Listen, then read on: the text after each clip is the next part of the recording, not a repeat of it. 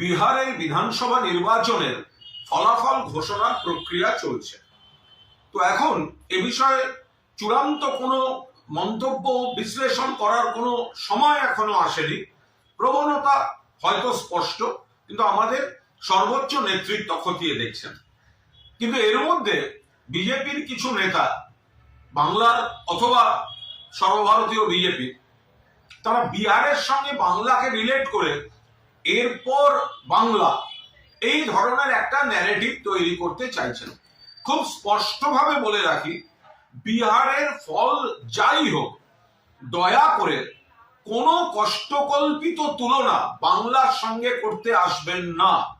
বিহারের ফলাফলের বিন্দুমাত্র প্রভাব বাংলায় পড়বে না। আপনারা এসআইআর বা এই ধরনের যা ইচ্ছা চক্রান্ত করতে পারেন, তার মোকাবিলা মমতা ব্যানার্জির নেতৃত্বে অভিষেক ব্যানার্জির সেনাপতিত্ব হবে। কিন্তু বাংলার রাজনীতির ফ্যাক্টরগুলি সম্পূর্ণ আলাদা।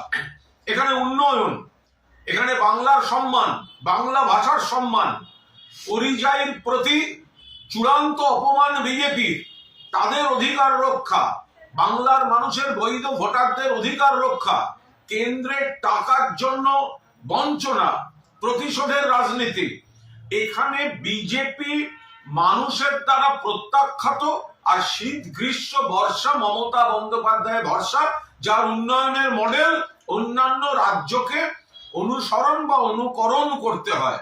ফলে বিহারের রেজাল্ট যাই হোক, তার প্রভাব বাংলায় পড়বে না এবং সম্পূর্ণ ফ্যাক্টরগুলি আলাদা। এখানে তৃণমূল মানুষের বন্ধু এবং সামাজিক আর্থসামাজিক কাঠামোয় মানুষের আর্থিকভাবে সামাজিকভাবে তৃণমূল বন্ধু, এবং বিজেপি বঞ্চনা, উপেক্ষা, অপমান, অস্তিত্বের সংকট তৈরি করে দেওয়ার জন্য বিজেপি এখানে শত্রু। ফলে 250 আসন নিয়ে প্লাস মাইনাস চতুর্থবারের জন্য বাংলায় মুখ্যমন্ত্রী হতে চলেছেন মমতা বন্দ্যোপাধ্যায়। বিজেপি যে নেতারা বিহার দেখিয়ে বাংলা টেনে সকাল থেকে মন্তব্য করছেন, তারা অকারণ পরিশ্রম করছেন।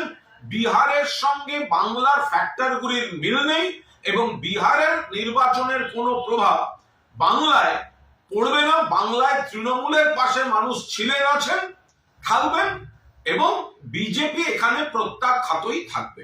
আর বাকি নির্বাচনী বিশ্লেষণ বিহারের, সেটা আমাদের নেতৃত্ব খতিয়ে দেখছে।